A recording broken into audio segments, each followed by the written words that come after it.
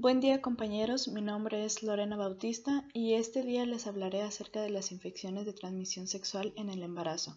Me enfocaré principalmente en sífilis, herpes y gonorrea. Las infecciones de transmisión sexual están entre los trastornos infecciosos diagnosticados con más frecuencia durante el embarazo. Como pueden ser nocivos para la madre y el feto, deben buscarse y tratarse de manera intensiva. El término incluye una serie de procesos producidos por agentes infecciosos en los cuales la transmisión sexual desempeña un importante papel, aunque en algunos de ellos el acto sexual no sea el mecanismo de transmisión más frecuente. Estas enfermedades pueden aparecer en cualquier trimestre o infectar al bebé al momento del parto. La sífilis es una enfermedad infecciosa con afectación sistémica, causada por el microorganismo Treponema pallidum, perteneciente al orden de las espiroquetas. El periodo de incubación tiene un promedio de 3 semanas, es decir, de 3 a 90 días. Esto va a depender de los factores relacionados con el hospedador y el tamaño del inóculo. La transmisión es principalmente sexual, aunque en la transmisión al feto puede ser vertical u horizontal, es decir, la transmisión vertical es aquella que comprende todas las infecciones que transmite la madre al feto o recién nacido durante los procesos inherentes a la maternidad, como son el embarazo, parto y lactancia.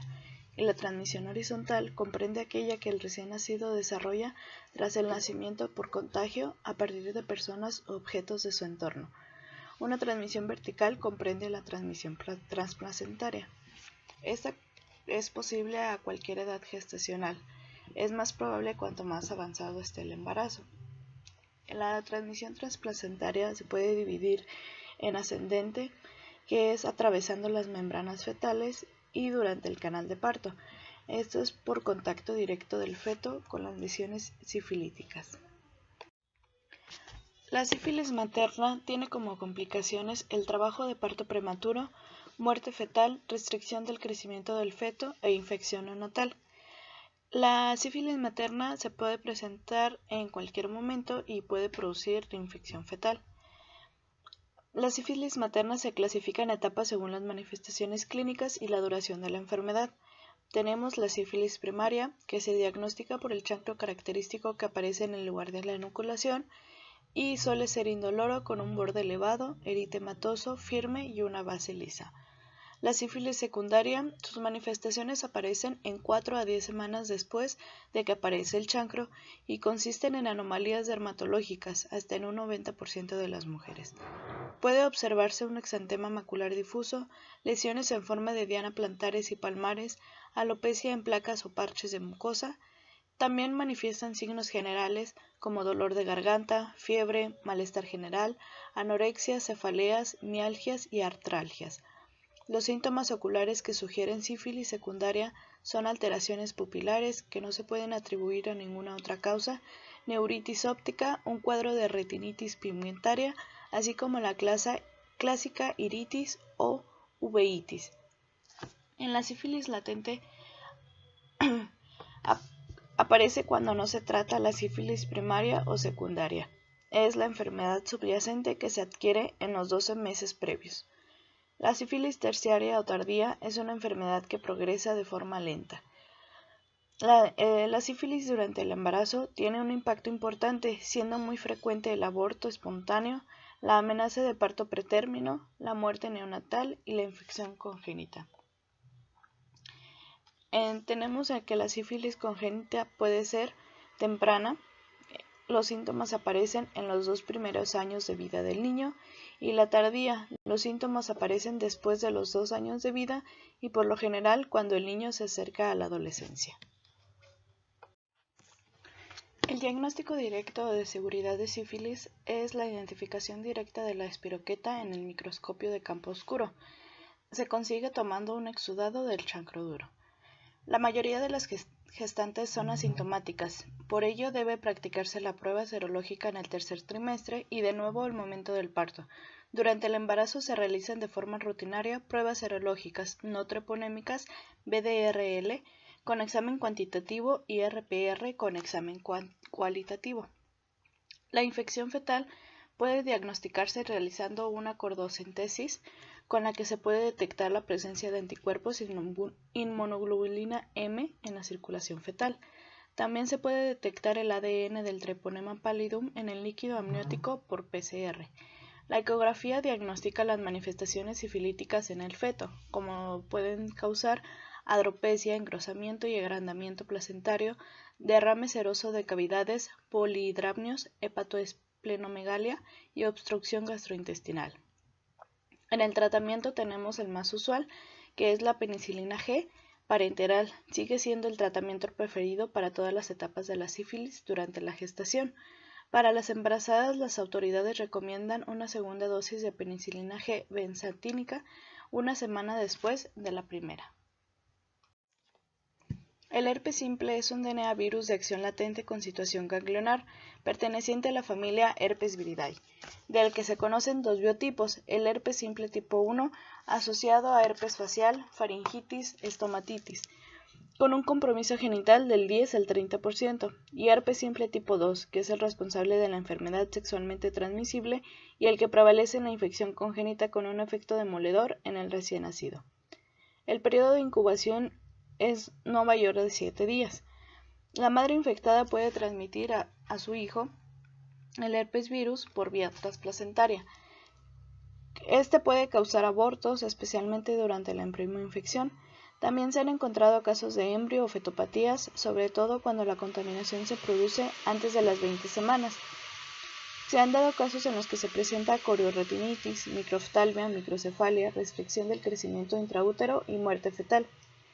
Otra vía de transmisión es la perinatal, que esto se da por vía ascendente, ya sea que tenga membranas íntegras o rotas, y por contacto directo durante el parto.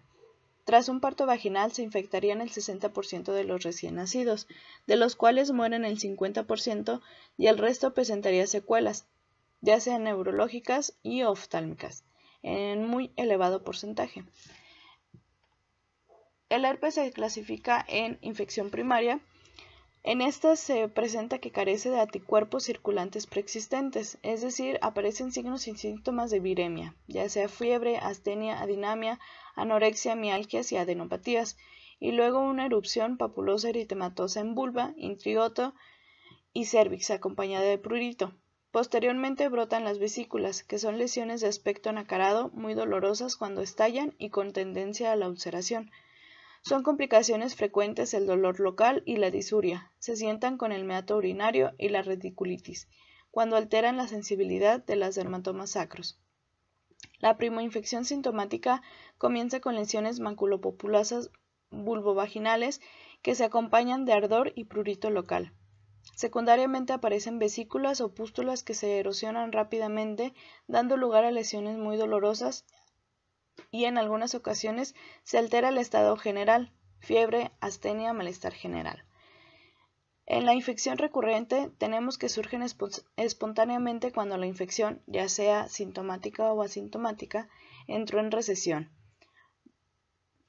Pueden ser sintomáticas, benignas, menos duraderas que en la primoinfección o asintomáticas. La erupción va generalmente precedida por pródromos bien identificados por los pacientes.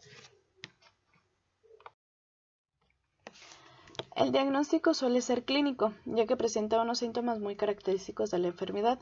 Sin embargo, se realiza el cultivo en medio celular, que es la técnica diagnóstica de referencia. Da la posibilidad de aislar el virus a partir de las lesiones herpéticas. Las técnicas citológicas es posible cuando no se puede realizar un cultivo. Son características las células sincitiales, degeneración en balón de núcleo e inclusiones nucleares eosinfílicas. Por medio de PCR, esto es un método más prometedor, ya que requieren poca cantidad de muestra. En la serología existen varias técnicas que permiten detectar la presencia de anticuerpos anti-herpesvirus en el suero. Sin embargo, ninguna de ellas permite realizar un diagnóstico de certeza, ya que existen reacciones cruzadas entre los distintos tipos de herpesvirus. El tratamiento en las embarazadas, aunque todavía no se ha establecido la seguridad del uso sistémico de aciclovir, durante el embarazo se ha recomendado durante las primoinfecciones con lesiones diseminadas la administración de aciclovir intravenoso. La conducta que se tiene que tener ante el parto es por medio de parto vaginal, cuando no existe sintomatología ni lesiones vulvares o cervicales sospechosas y todos los controles citológicos o cultivos sean negativos. Si las lesiones no son propiamente genitales, bastará con cubrir las lesiones con paños durante el parto, no obstante abstenerse la monitorización interna fetal. Si se toma el método de cesárea electiva, las lesiones genitales deberán ser evidentes, uno o más controles citológicos o cultivos que indiquen infección o si ha tenido lugar una infección genital clínica en los 2 últimos trimestres. Independientemente de los resultados analíticos, también en rotura prematura de membranas con citología positivo o lesiones genitales. Se realiza la cesárea en las 4 horas primeras tras la ruptura prematura de membranas. En el caso de los recién nacidos se va a tener una observación clínica de 8 a 14 días posparto. De tener que separarle de la madre, se procederá al aislamiento del resto de neonatos. La gonorrea es producida por la bacteria Neisseria gonorrhoeae que ataca el epitelio de la uretra, a las glándulas parauretrales, el endocérvix y el canal ano-rectal. La transmisión se puede transmitir al feto tras la ruptura prematura de membranas o en el momento del parto. Las manifestaciones clínicas en la embarazada aumentan el índice de aborto séptico, corioamnionitis, crecimiento intraútero retardado, amenaza de parto pretérmino, ruptura prematura de membranas, sepsis neonatal y la mortalidad perinatal. En el recién nacido su manifestación es la conjuntivitis purulenta franca que se presenta a los 2-3 días del posparto. En el diagnóstico tenemos el cultivo en medios específicos, el Thayer-Martin. Durante el embarazo se practica rutinariamente un cultivado vaginal en el primer trimestre y se repite en el tercer trimestre en mujeres de alto riesgo para enfermedades de transmisión sexual o que vivan en zonas de elevada prevalencia. Se realiza también por medio de la tinción de Gram. El tratamiento, dado el aumento de la resistencia de esta bacteria a determinados antibióticos, como los betalactámicos, se aconseja la práctica sistemática de antibiogramas y evitar los tratamientos empíricos. Es frecuente la asociación de Neisseria gonorrhoeae con Trichomatis. En las embarazadas, el principal medicamento que se utiliza es la ceftriaxona de elección o espectinomicina en las alergias. Entre los dominios y clases afectados que encontré son el dominio 3, eliminación e intercambio, clase 1, función urinaria, dominio 4, actividad-reposo, clase 5, autocuidado, dominio 8, sexualidad, clase 3, reproducción, dominio 11, seguridad-protección, clase 1, infección, clase 2, lesión física y clase 6, termorregulación. Bien, eso es todo por mi parte, muchas gracias por su atención.